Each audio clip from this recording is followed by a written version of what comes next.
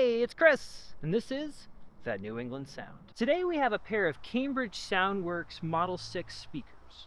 They're good-sized, two-way bookshelf speakers. Height 18 inches, weight 18 pounds. They've got an 8-inch woofer and a 1 3/4-inch cone tweeter.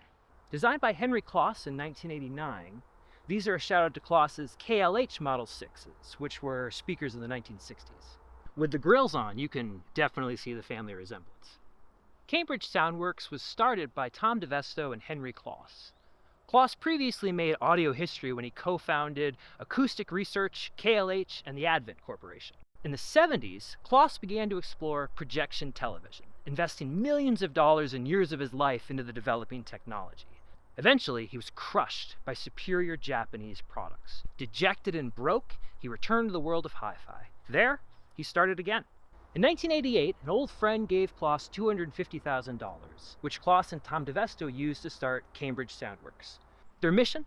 High-quality audio components marketed directly to the consumer. Without a distributor middleman, prices could be kept low. In 1991, they opened a brick-and-mortar shop in Newton, Massachusetts, and people loved it. At the end of 1993, they'd made $14 million in annual sales. They expanded.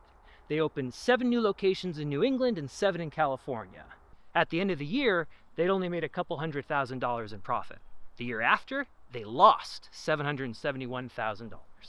In 1996, Kloss retired from his position as product director and had just stayed on the board.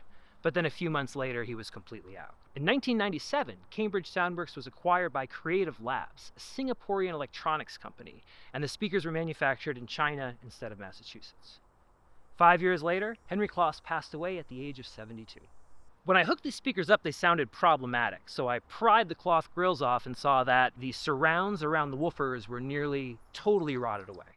Right now, they sound like this. When all your vision finally red, and your eyes surely compare, when you were me and now you can see my thoughts. I was thinking about returning these Model 6s, but the idea of them just getting thrown in the garbage made me sad. So instead, I'm getting them fixed. Good news, everyone! Michael got the speakers all taken care of. Once he opened them up, he saw that not only did the surrounds on the woofers need to be replaced, but the tweeters were blown out.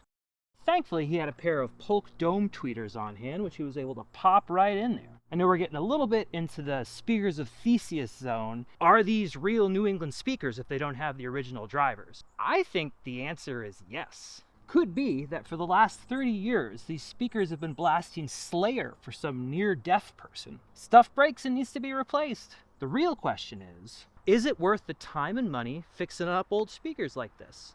For these Model 6s, I think the answer is absolutely. When all your vision finally red, and your eyes surely compare, when you were me and I was you come see my thoughts. I frankly was surprised at how great they sounded. I mean, these are just bookshelf speakers with a single 8-inch woofer, and yet the sound they made filled up the entire room. And I had no problem deciphering the guitar and the bass and the drums. The imaging was pretty spot on. And the new dome tweeter made the highs sound terrific. So now I just gotta find these girls a new home. Someday, somewhere, these Henry Kloss Cambridge Soundworks Model 6 speakers are gonna make beautiful music again.